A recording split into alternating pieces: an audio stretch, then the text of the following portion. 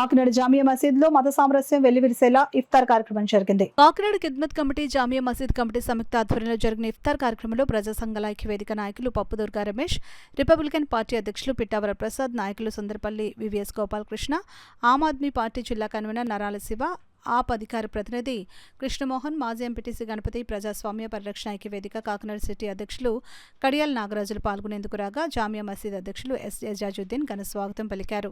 హిందువులు ఉగాది పచ్చడి అందించగా ముస్లింలు ఉగాది శుభాకాంక్షలు తెలిపారు. హిందూ ముస్లింలకు రంజాన్ శుభాకాంక్షలు తెలిపారు. ఈ సందర్భంగా ప్రజా సంఘాల ఐక్యవేదిక నాయకులు పప్పు దుర్గా రమేష్, రిపబ్లికన్ పార్టీ అధ్యక్షులు పిట్టావర ప్రసాద్, ఆప్ కన్వీనర్ నరాల్ శివ మాట్లాడుతూ ముస్లింలకు రంజాన్ శుభాకాంక్షలు తెలిపారు. ఎస్ ఎజాజుద్దీన్ ఖిద్మత్ కమిటీ వ్యవస్థాపక అధ్యక్షులు హసన్ షరీఫ్లు మాట్లాడుతూ ఉగాది పండుగ వేడుకలను హిందువులు మసీదులు జరుపుకోవడం ఆనందంగా ఉందని వారికి ఉగాది శుభాకాంక్షలు తెలిపారు. ఈ కార్యక్రమంలో ఖిద్మత్ కమిటీ అధ్యక్షులు చిస్టి, కార్దేశ హుస్సేన్, ఎండి గౌస్, అన్సూర్ సతీష్, కలిదిండి సురేష్ తదితరులు పాల్గొన్నారు. రంజాన్కి వారికి కృతజ్ఞతలు తెలియజేసుకుంటున్నాను. హ్యాపీ రంజాన్, అందరూ బాగుండాలి. హిందూ ముస్లిం బాయ్ బాయ్. ఖచ్చితంగా ముస్లిం తరఫు నుంచి మేము హిందువులుగా ఒక బాయ్ బాయ్ అన్నట్టుగా వాళ్ళకి వచ్చిన ప్రతి సమస్యలోనే మేము పోరాడతామని చెప్పి వాళ్ళకి అండగా ఉంటామని చెప్పి తెలియజేసుకుంటున్నాను. Thank you.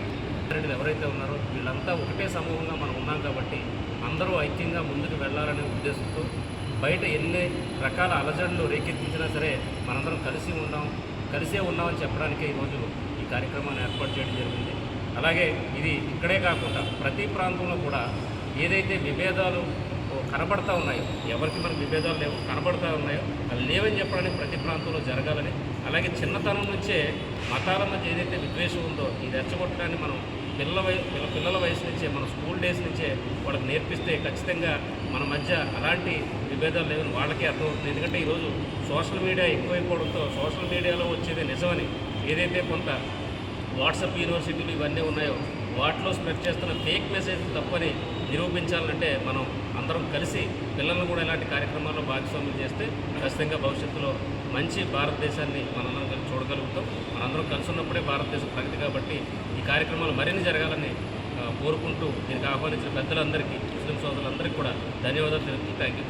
లౌకిక భారతదేశాన్ని నిరూపించబడిందని చెప్తా ఉన్నాను. ఈరోజు ముస్లింలు, హిందువులు, క్రైస్తవులు, మైనారిటీ అందరూ కలిసి ఒక పండగ వాతావరణంలో ఈరోజు రంజాన్ చివరి రోజు ఆడ ఉపవాస దీక్ష విరమించే సమయంలో ఈ మిత్రులందరినీ మేమందరం కలుసుకుని ఒకరికొకరు శుభాభినందనలు, శుభాకాంక్షలు తెలియజేసుకుంటూ ఈరోజు హిందువులకి ఉగాది, ఆ ఉగాదిని ఈ రంజాన్ చివరి దినాన్ని అందరూ సుఖ సంతోషాలతో ఉండాలని, అందరూ అనురాగంతో, ప్రేమతో సత్సంబంధాలు కొనసాగించాలని కోరుకుంటూ ఈరోజు జరిగినటువంటి పెద్దలు ఇచ్చినటువంటి ఆశీస్సులైతేనేవి ఈ దేశం ప్రగతి పదంలో దయస్కెళ్ళడానికి ఇది చాలా ఉపయోగపడుతుందని ఇచ్చిన సందేశం చాలా స్ఫూర్తిదాయకం.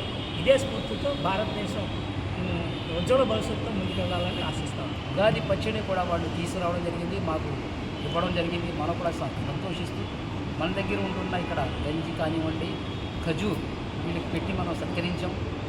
చాలా సంతోషం అండి. ఇలాంటి కార్యక్రమాలు చాలా చోట్ల జరగాలి. ఈరోజు అది చాలా నీడ్. అది దేశంలో చాలా ఇంపార్టెంట్. ఏంటంటే అందరూ ఐక్యంగా ఉండాలి. ఐక్యంగా ఉన్నప్పుడే దేశం ప్రగతి సాధిస్తుంది.